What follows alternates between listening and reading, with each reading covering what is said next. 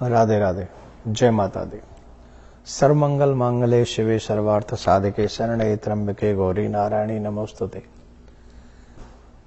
सभी प्रभु प्रेमियों को और माता के चाहने वालों को भी मेरा प्यार भरा राधे राधे। जैसा कि आप सभी जानते हैं कि अभी शारदीय नवरात्रे प्रारंभ होने जा रहे हैं। शारदीय नवरात्रों में हमको विशेष तौर पर कुछ विशेष ध्यान रखना चाहिए। जिन बातों का हम लोग विशेष ध्यान रखते हैं उसके बाद हमें उस नवरात्रों के व्रत का भी पूरा फल मिलता है। जैसा कि आप सभी जानते हैं कि हम नवरात्रों में खिचड़ी बोते हैं, जौ बोते हैं और 9 दिन तक उन्हें पालते हैं, संभालते हैं। कई अखंड ज्योत जलाते हैं। नवरात्रों में अखंड ज्योत जलाने का एक बहुत बड़ा महात्म होता है। जो भी जीव अखंड ज्योत जलाते हैं उन्हें माता रानी की बड़ी असीम अनुकंपा को प्राप्त होती है, उन्हें बहुत कृपा प्राप्त होती है। इसलिए हम सबको चाहिए कि हम शारदीय नवरात्रों में या 2 नवरात्रि विशेष तौर पर हमारे यहाँ होते हैं, एक चैत्र मास के नवरात्रि और एक शारदीय नवरात्रि। इन सभी दोनों नवरात्रों में माता की बड़ी कृपा होती है हम सभी के ऊपर, पर विशेष तौर पर हम लोगों को ध्यान देना चाहिए कि हम लोग क्या करें क्या न करें। इन नवरात्रों के बीच में वैसे तो कभी भी देवियों का अपमान नहीं करना चाहिए। घर की देवी, चाहे बेटी हो, पत्नी हो, माँ हो, बहन हो, कोई भी हो, इनको हमें सम्मान दे के रखना चाहिए, हमेशा ही रखना चाहिए। हमारे ऋषि मुनि भी कहते हैं यत्र नार्यस्तु पूज्यन्ते रमन्ते तत्र देवता। दुर्भाग्य से हम लोग कुछ ऐसी बुद्धि को पालते हैं कि हम लोग कटु शब्दों का प्रयोग करते हैं जिससे माता रानी की कृपा हमको प्राप्त नहीं होती है। स्पेशली नवरात्रों में हमें कुछ भी गंदा नहीं खाना चाहिए, मदिरा वगैरह नहीं पान करनी चाहिए, मीट नहीं खाना चाहिए, उल्टा सीधा कुछ खाना नहीं खाना, इवन भोजन भी कम करें। हो सके तो व्रत रखें। अधिकांश तो आप सब जानते हैं कि व्रत रखा जाता है। ये व्रत का भी एक बहुत बड़ा महात्म्य इसलिए है, आप देखेंगे चाहे वो चैत्र मास हो चाहे ये शारदीय नवरात्रे हो, इन दोनों नवरात्रों में आप एक चीज अनुभव करेंगे, जब ये नवरात्रे आते हैं तब प्रकृति चेंज होती है।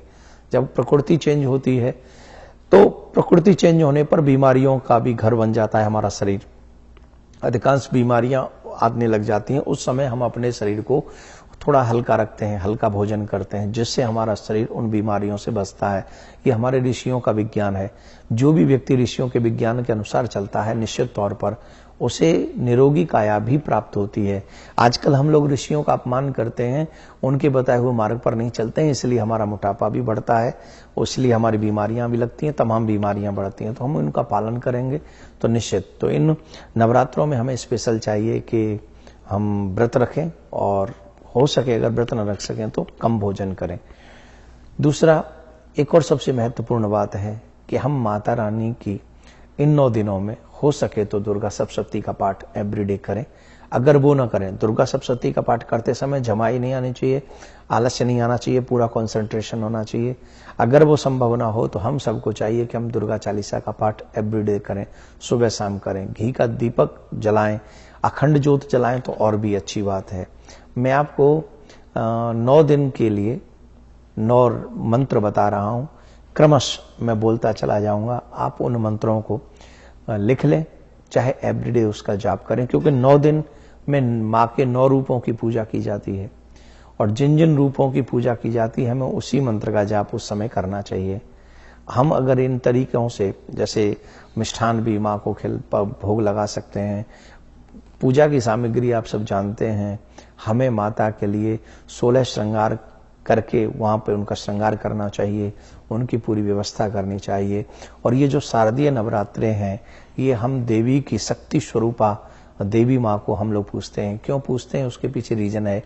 एक, जब ब्रह्मा जी से दैत्यों ने वरदान मांगा, शुक्राचार्य के कहने से उन्होंने तपस्या की और फिर दैत्यों ने वरदान मांगा। वरदान मांगने पर उन्होंने ब्रह्मा जी से वरदान मांगा, न हम देवताओं के अस्त्रों से मरे, न मानवों के अस्त्र शस्त्रों से मरे, हमें कोई मानव और देवता पशु कोई अस्त्र शस्त्र से न मार सके।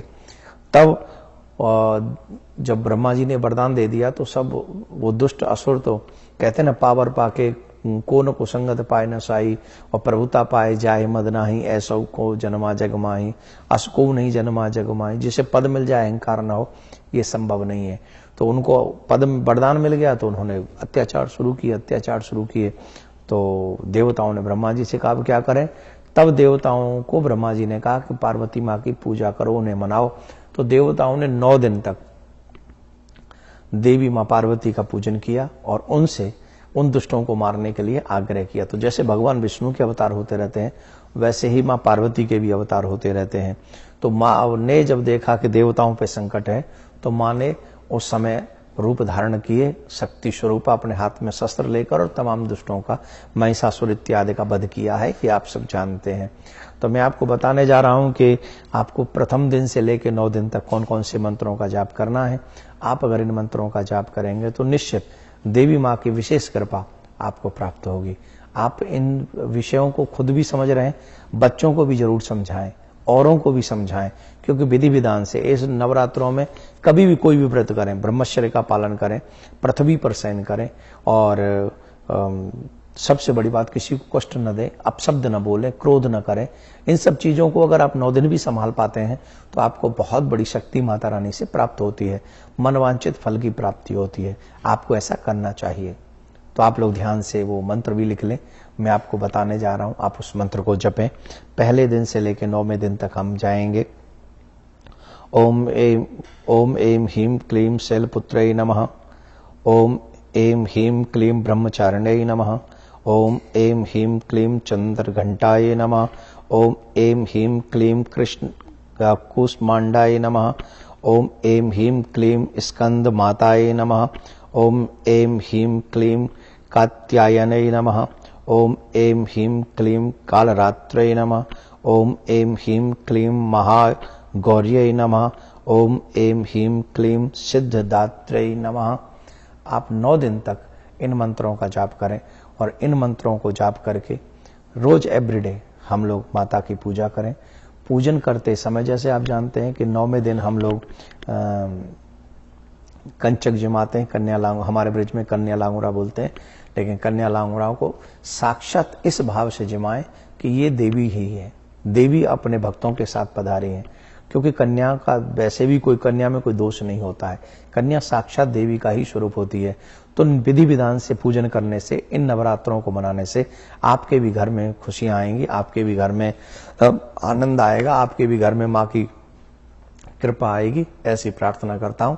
और आप इस वीडियो को नवरात्रों के दिनों में उससे पहले ही दूसरों को भी शेयर करें, जिससे उन सबको भी इन सब चीजों का पता चल सके। राधे राधे। सब्सक्राइब करें देवकीनंदन ठाकुर जी महाराज के YouTube चैनल को, और हमारे वीडियोस को सबसे पहले देखने के लिए बेल आइकन को दबाना न भूलें।